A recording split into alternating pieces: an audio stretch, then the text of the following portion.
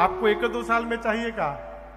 बोले नहीं नहीं, हमको एक सिद्ध महापुरुष जिनकी दिव्य दृष्टि खुल गई थी, वो हमसे बोले कि तुमको दर्शन मिल चुका है। हमको जब वो सिद्ध महापुरुष कह ही चुके हैं दर्शन मिल गया है, तो हमारी पीछे काहे पड़े हैं? अभी हमको नहीं मिला है। इतना सरल थोड़े, दाल भात के कौर थोड़े है वो। विषयों से वैराग्य कब होता है? राम जी कहते हैं, प्रथम ही विप्रचरण अति प्रीति। विषयों से वैराग्य कैसे होगा उसका तरीका सुनिए। सबसे पहले विप्र के चरण में प्रेम। विप्र कौन? ब्राह्मण। विप्र कौन? साधु। विप्र कौन? संत महात्मा। विप्र कौन? तुलसी जी। विप्र कौन? गौ मैया नंदी जी। विप्र कौन? भगवान का मंदिर। विप्र कौन? भगवान का तीर्थ। विप्र कौन? भगवान का विग्रह। भगवान की सेवा में प्रयोग में आने वाला हर एक वस्तु विप्र की कोटि में आता है। पहले इनमें श्रद्धा हो। वो स्कूटी चला के जा रहे हैं, गौ मैया दिखाई पड़ गई, जय गौ मैया, ये श्रद्धा का प्रतीक है। प्रथम ही विप्रचरण अति प्रीति। उसके बाद निज निज कर्म निरत श्रुति रीति। वेद ने जो कर्म दिया उस कर्म को पालन करना धर्म पूर्वक। ऐसा करते करते जीते जीते एक समय आएगा, एहि कर फल पुनि विषय विराग। इसका परिणाम क्या है? विषयों से वैराग्य होगा। एक वाक्य में यदि इसको कहूं तो मानस में कहते हैं धर्मत विरति। धर्माचरण से जीवन में वैराग्य की प्राप्ति होगी, और वैराग्य आने के बाद समझिएगा जीव जग गया है। ऐसे सब सोए हुए हैं। ये वैराग्य कैसे आएगा उसका उपाय बता रहा हूं। घर में, परिवार में नौकरी व्यापार करते हुए भगवान का भजन करते रहिए, भगवान को याद करते रहिए। ये सबसे सरल मार्ग है।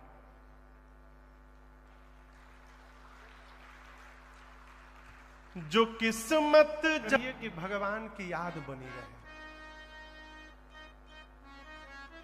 सुबह 1 घंटा हम पूजा कर रहे हैं, ये बहुत बड़ी बात नहीं है। सुबह भले पूजा न करें, लेकिन यदि हमेशा भगवान की याद बनी है, ये बहुत बड़ी बात है। याद बनी रहे। याद को उल्टा करिएगा तो क्या होगा? क्या होगा? जब हम याद करेंगे ना, तब भगवान हम पर दया करेंगे। भगवान आए चाहे न आए, उनकी याद तो आ ही सकती है ना। जो आ सकती है उसमें लगा जाए। भगवान को याद करिए। लक्ष्मण जी ने कहा, निषाद जी, ये जो सामने सोए हैं ये राम जी जीव नहीं है, राम जी ब्रह्म है। राम जी क्या है? ब्रह्म। राम ब्रह्म परमारथ रूपा। ये राम जी ब्रह्म है, परमारथ स्वरूप है, अभिगत अलख अनादि अनूपा। निषाद जी ने पूछा, ये परमार्थ क्या है? लक्ष्मण जी बोले, सखा परम परमारथ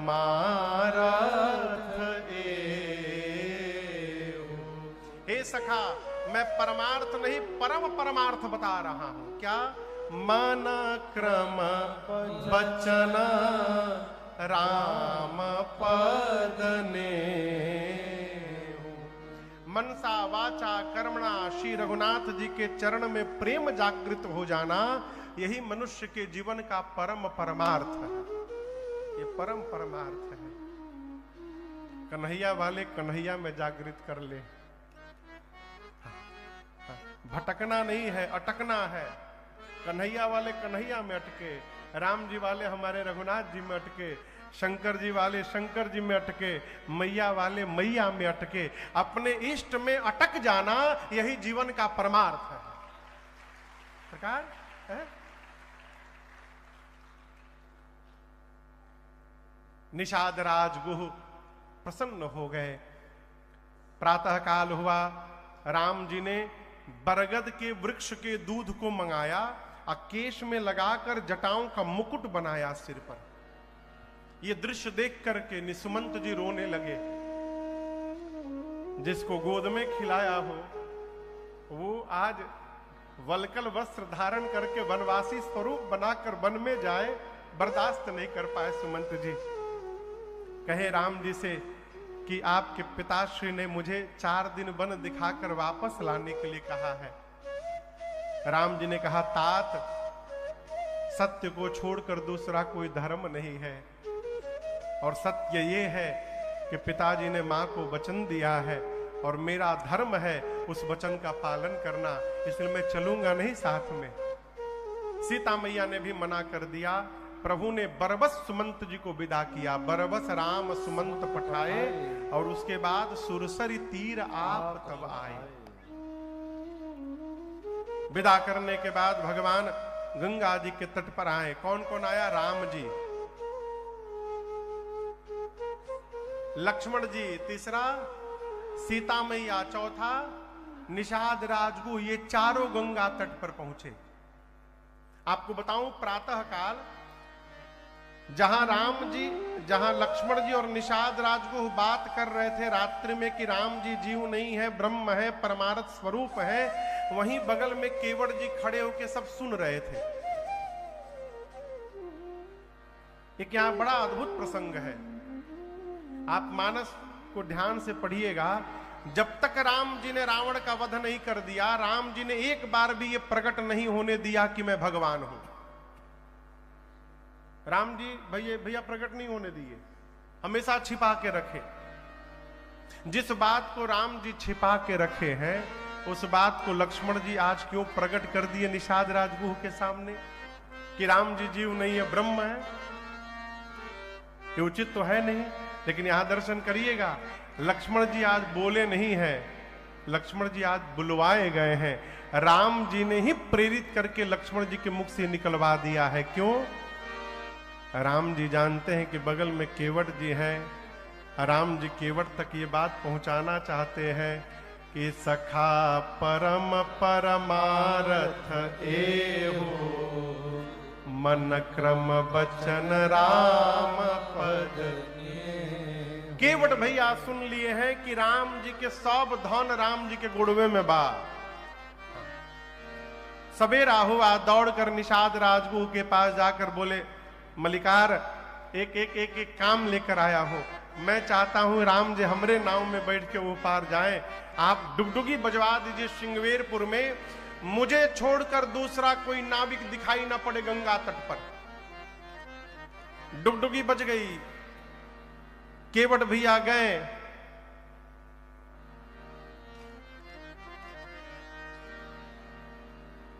पानी उन्हीं पी लीजिए थोड़ा।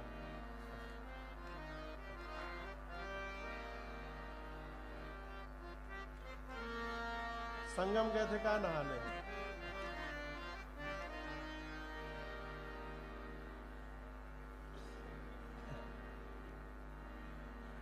राम ही जी के साथ बानर खाली नहीं थे।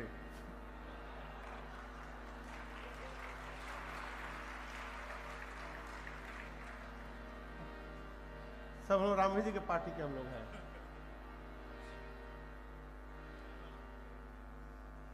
केवट भैया गए, नाव को किनारे से खोलकर बीच नदी में ले गए। सोचे किनारे रखेंगे, कहीं राम जी सीधे आके चढ़ ही जाएं, इसलिए आउट ऑफ रीच रखा जाए। बीच नदी में नाव ले जाके खड़ा कर दिए। इधर राम लक्ष्मण सीता मैया और निषाद राजगुह पहुंचे। वस्तुतः यदि देखा जाए व्यवहारिक दृष्टिकोण से तो राम जी को मौन रहना चाहिए था, लक्ष्मण जी को नाव की व्यवस्था करनी चाहिए थी, क्योंकि लक्ष्मण जी सेवक हैं। लक्ष्मण जी जा भी रहे थे सरकार नाव मांगने, राम जी हाथ पकड़ लिए, बोले आज आप नाव नहीं मांगेंगे, मैं मांगूंगा। क्यों? राम जी जानते हैं कि आज केवट जी नाव लाने वाले नहीं हैं, लाने वाले नहीं हैं। केवट राम जी भाई साहब को भी जानते हैं कि भाई साहब के कान में ना नहीं जाना चाहिए, ये ना बर्दाश्त नहीं कर पाते हैं। जैसे केवट ना कहेंगे तुरंते बाण मार देंगे। ये भगत को बचाना है, इसलिए राम जी ने कहा लक्ष्मण जी से कि आप पहले मैनेजमेंट सीखिए, देखिए कैसे व्यवस्था की जाती है। राम जी बोले जो आज्ञा प्रभु आप ही मांगिए। और जो राम जी सबसे मांगते हैं, सबको देते हैं, वो राम जी आज केवट के सामने हाथ फैला दिए। केवट जी बोले प्रभु मैं आपका मरम जानता हूं, मैं लाऊंगा नहीं। अरे मरम तोर जानीला हे रघुरैया, मरम तोर जानीला हे रघुरैया। लक्ष्मण जी बोले भैया बचपन से आज तक मैं साथ में लगा रहा, मैं आपका मरम नहीं जान पाया, ये अभी अभी पहली बार आए और कह रहे मरम जान गए। राम जी पूछे भैया कौन सा मरम आप जान गए? यहां दर्शन करिए, बड़ी अद्भुत बात। केवट जी कहते प्रभु मैं जानता हूं आप कौन है। केवट जी बोले, राम जी बोले कैसे जानते हैं? केवट जी बोले प्रभु हमारे बाबा नाव चलाते थे, मेरे बाबूजी नाव चलाते थे, बाबूजी के बाद मैं भी नाव ही चलाता हूं। नित्य ऐसा कोई दिन नहीं है जिस दिन सैकड़ों लोगों को हम इस पार उस पार यहां नहीं करते हो। लेकिन आपसे बतावें, जो भी आता है नाव मांगता है, लेकिन प्रभु जिस प्रकार से आज आपने नाव मांगी है, इस प्रकार से आज तक किसी ने नाव नहीं मांगी थी मुझसे। राम जी बोले मैंने कौन सा अलग ढंग से मांग दिया? मैंने तो यही कहा कि केवट जी क्या आप अपनी नाव यहां ले आएंगे? केवट जी बोले प्रभु यही तो बात है, आज तक जो भी आता था आदेश देता था, ऐ केवट नाव लेकर इधर आओ। पहली बार कोई आया है जिसने आदेश नहीं दिया है, जिसने मुझसे नाव के लिए निवेदन किया है, और वो आप है प्रभु। लक्ष्मण जी बोले इसमें अंतर क्या है?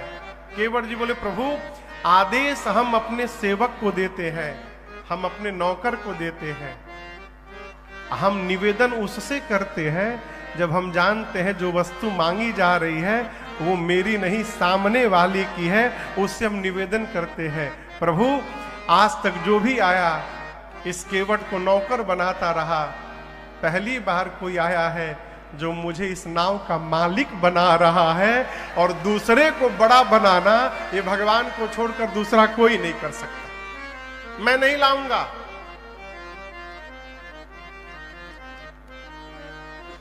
केवट जी, लक्ष्मण जी बोले भैया आप देखिए पहली बार आप मैनेजमेंट संभाले फेल हो गया। आप सीधे सीधे नाव मांगे, इन्होंने मना कर दिया नहीं लाऊंगा। मैं मांगता, मना करते तो बता दिया होता। राम जी बोले इसीलिए तो नहीं मांगने दिया कि अब बता दिए होते। बोले भैया मना कर दिया है। राम जी बोले भगत है। लक्ष्मण जी बोले क्या बोले भगत? आप कह रहे नाव लाओ, वो ला नहीं रहे। भगत जो आपकी बात न माने सब भगत। राम जी बोले और कौन नहीं मान रहा है? लक्ष्मण जी बोले पीछे घूमिए। 1 घंटा पहले आपने सुमंत जी को कहा था रथ लेकर अयोध्या चले जाओ, देखिए पेड़ के नीचे खड़े गए नहीं है।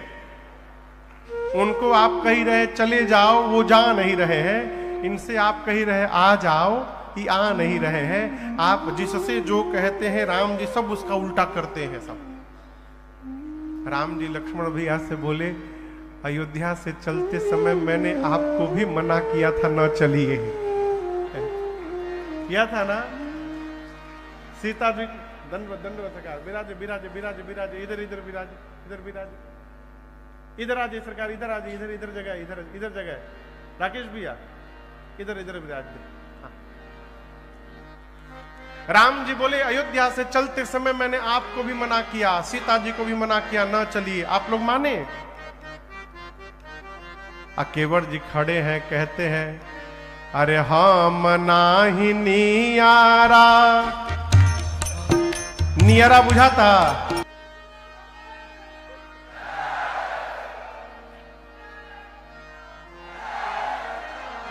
क्या बोले केवट जी?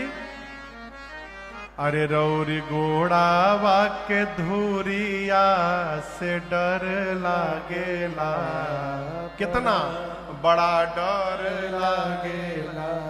केवट जी बोले प्रभु मैंने आपके विषय में सुन रखा है कि पीछे कभी आपने किसी पत्थर पे पांव रखा था क्या? लक्ष्मण जी बोले सरकार तुम हल्के में ले रहे हो भैया को मेरे, हमरी सोझे सामने रखा था भैया ने, पांव रखा पत्थर स्त्री बन के उड़ गया। केवट जी बोले अच्छा ही बताइए पत्थर कठोर होता है कि लकड़ी? जोर से कहिए। पत्थर। लक्ष्मण जी बोले पत्थर कठोर होता है। केवट जी बोले इसी बात का तो टेंशन है। कठोर पत्थर यदि स्त्री में परिवर्तित हो सकता है तो इस लकड़ी की नाव को स्त्री बनने में कितना समय लगेगा प्रभु? ये तो देखते ही स्त्री बन जाएगी। हम आपको बतावें, इसी नाव से हमारा परिवार जीवित है। नाव चलेगी तो घर में भोजन जाएगा प्रभु, नाव के बिना हमारा परिवार भूखों मरी जाएगा। इसलिए घबराने की बात नहीं है राम जी, हम आप में कोई दोष नहीं निकाल रहे हैं। हाँ, ये ना समझिएगा कि हम आप में कमी निकाल रहे हैं। गोस्वामी जी कवितावली में कहते हैं, केवट भैया ने कहा, प्रभु रावर दोष न पायन को, पग धूरी को भूरी प्रभाव महा है। न आपका दोष न आपके पांव का दोष। यदि किसी का दोष है तो पांव के धूल का दोष है। अब मैं कहता हूं, पाहन ते बन बाहन काठ को कोमल है जल खाई रहा है। अच्छा आप बताओ, लकड़ी यदि पानी में रहे और एक लकड़ी पानी के बाहर रहे तो दोनों में कोमल कौन सी लकड़ी होगी? पानी वाली। केवट जी बोले एक तो लकड़ी की नाव, पत्थर कठोर की लकड़ी, पत्थर कठोर लकड़ी ऐसे कोमल होती है और ऊपर से लकड़ी की नाव दिन रात पानी में रहती है। आपको पता नहीं, पानी पी पी कर हमारी लकड़ी की नाव और मुलायम हो गई है प्रभु। पत्थर को तो 2-3 मिनट टाइम भी लगा होगा, ये 1 सेकंड में स्त्री बन जाएगी, इसकी गारंटी है। हम उपाय आपको बता दे रहे हैं। पावन पाय पखारी के नाव, चढ़ाई हो आयसु होत कहाँ है। आप घबराइए मत, हम पांव धोकर सब जड़ी बूटी बाहर निकाल देंगे, उसके बाद नाव पे चढ़ाएंगे, कोई खतरा नहीं रहे। तुलसी सुनी केवट के बर बैन, हंसे प्रभु जानकी ओर हाहा है। भगवान ठहाका मार के हंसे हैं। केवट जी बोले देखिए पांव धुलवा लीजिए, जड़ी बूटी बाहर निकाल देंगे, उसके बाद आराम से बैठिए, जहां बोलिएगा जिस घाट पर बोलिएगा उतार देंगे। लक्ष्मण जी बोले किस दुनिया में रहते हैं आप जो घटना बता रहे हैं केवट जी, वो घटना आज तक केवल एक बार घटी है। उसके बाद राम जी ने हजारों पत्थरों पे पांव रखा, दूसरा पत्थर स्त्री में क्यों नहीं बदला? जवाब दीजिए। केवट जी बोले मैं जानता हूं दूसरा पत्थर नहीं बदला, लेकिन मैं आपसे पूछता हूं लक्ष्मण जी, कौन सा पत्थर स्त्री में बदल गया? आप जवाब दीजिए। अब लक्ष्मण जी फंसे, बोले मतलब? केवट जी बोले मैं बता रहा हूं मतलब। जिस पत्थर की ओर राम जी ने हाथ से इशारा किया था,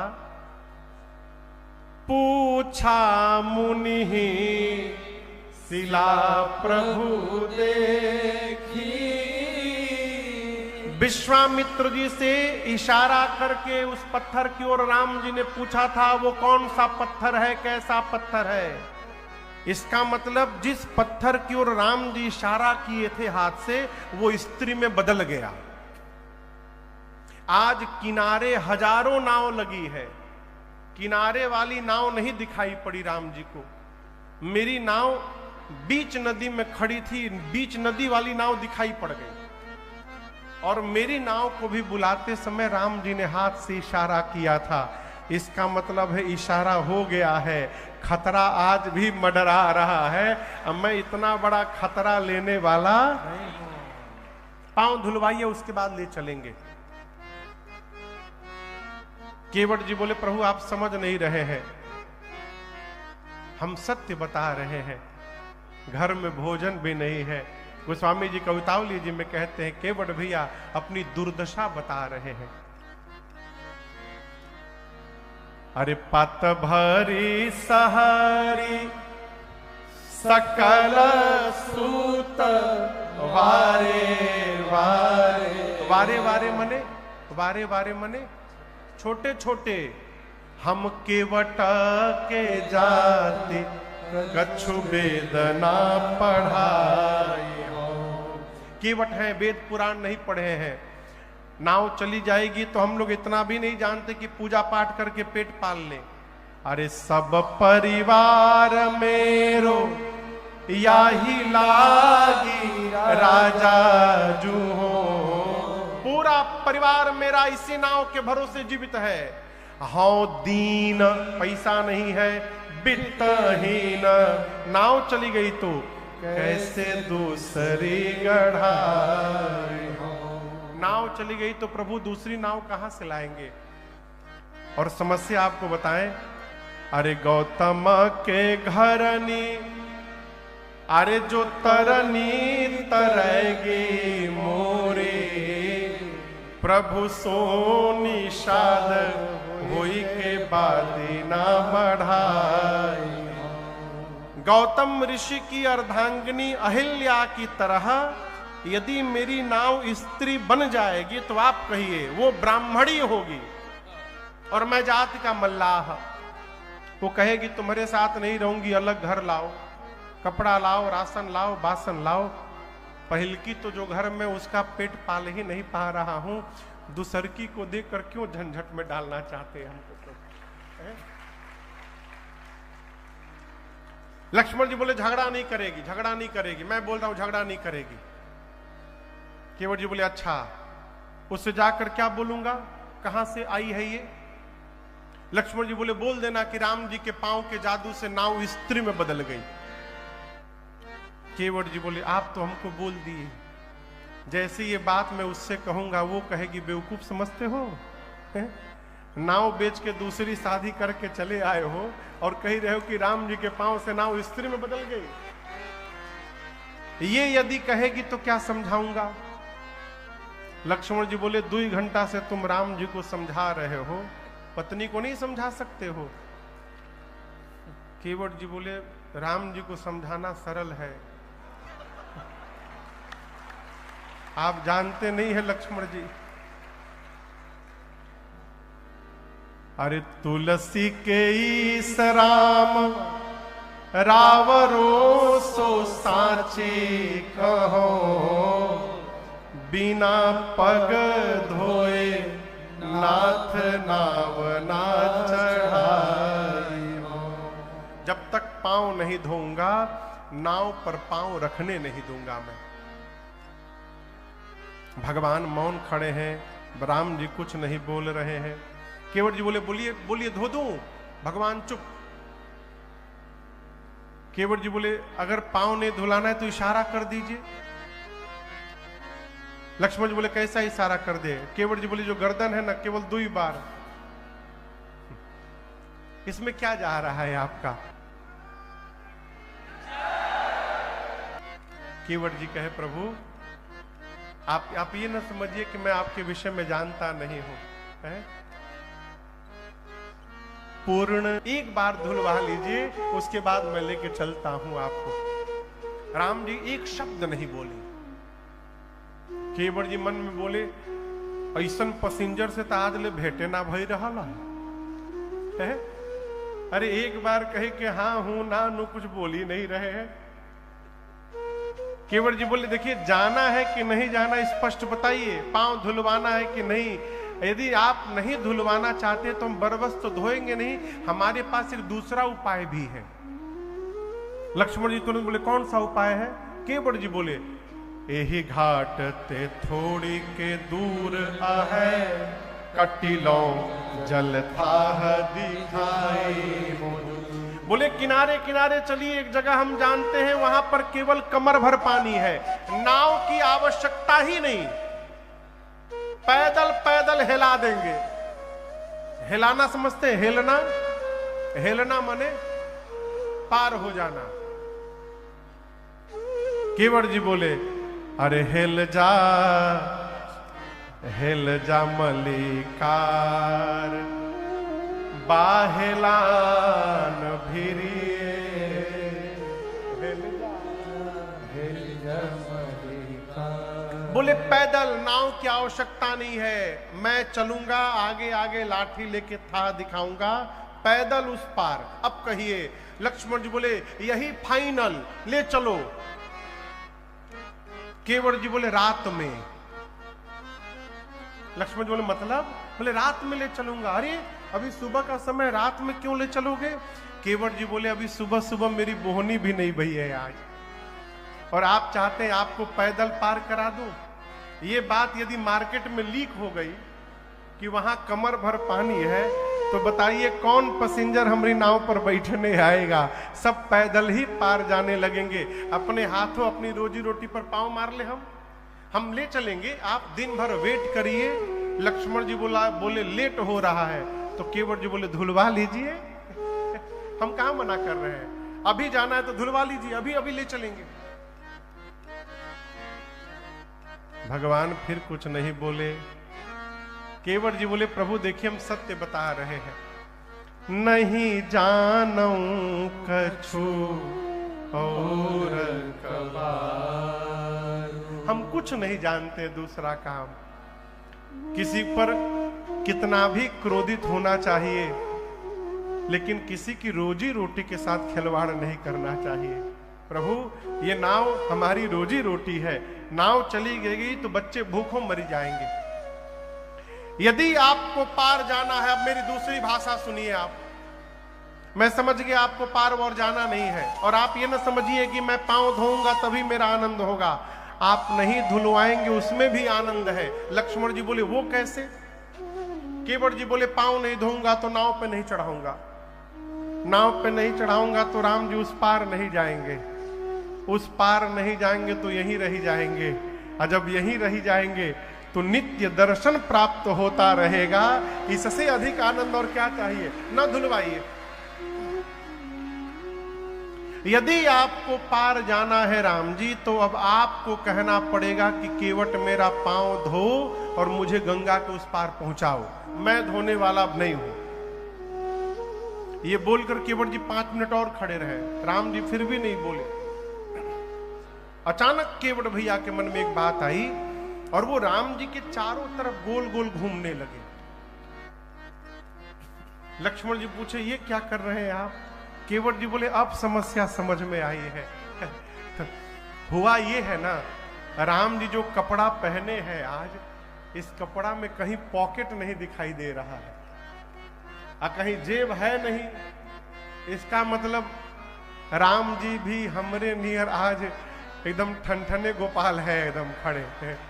अब मैंने अपनी इतनी गरीबी सुना दी कि नाव चलेगी तो घर में भोजन जाएगा, राम जी के पास कुछ देने के लिए है ही नहीं। इसी संकोच में आप नहीं बोल रहे हैं ना प्रभु, चलिए मुक्त करता हूं आपको। ऐसा उदाहरण आपको कहीं और नहीं मिलेगा जहां भक्त ने भगवान को भार से मुक्त किया हो। केवट जी कहते प्रभु मुक्त करता हूं, पांव धोऊंगा, नाव पर चढ़ाऊंगा, गंगा के पार पहुंचाऊंगा। विश्वास करिए राघव जी, सत्य कहता हूं, मैं आपसे कुछ मांगूंगा नहीं, ऐसे ही पार उतार करके चला आऊंगा, कुछ नहीं मांगूंगा। यदि विश्वास न हो तो मोहि राम राउर आन दशरथ सपथ सब साचे कहो। राम जी मुझे आपकी सौगंध, आपके पूज्य पिताजी की सौगंध, मैं कुछ नहीं मांगूंगा, ऐसे ही उतार के चला आऊंगा। जैसे केवट भैया ने राम जी और महाराज की सौगंध ली, लक्ष्मण जी आवेश में आ गए, धनुष निकाल, बाण निकाल कर धनुष पर चढ़ाकर खींच दिए, बोले मार दूंगा इसको। केवट जी हाथ जोड़ लिए, बोले दिव्य दिव्य दिव्य दिव्य। बोले क्या बोले? दिव्य। अरे मैं बाण तना हूं, तुम दिव्य बोल रहे हो? बोले क्या बात है, बड़ा भाई मांग रहा है हाथ फैलाकर, और छोटा भाई बाण दिखा रहा है। आप क्या समझते हैं, आप मारेंगे तो मैं मर जाऊंगा? आप बाण चलाकर देखिए, मैं मरने वाला नहीं हूं। लक्ष्मण जी बोले असली बाण है, मर जाओगे। केवट जी बोले वही तो कह रहा हूं, मैं मरूंगा नहीं, आप चला कर देख लीजिए। बोले क्यों? केवट जी बोले मैंने सुना है मरते समय आपके भैया का नाम आ जाता है मुख पर तो जीव तर जाता है।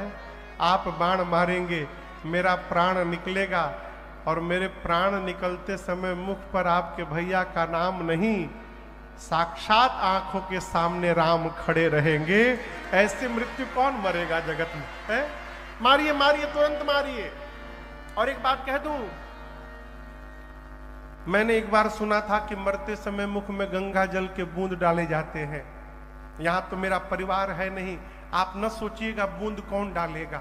आप जैसे बाण मारेंगे, बाण लगते बगले में गंगा जी है, गंगे जी में कूद जाऊंगा। 2-4 बूंद नहीं, तब तक पीऊंगा जबले मरी न जाऊं।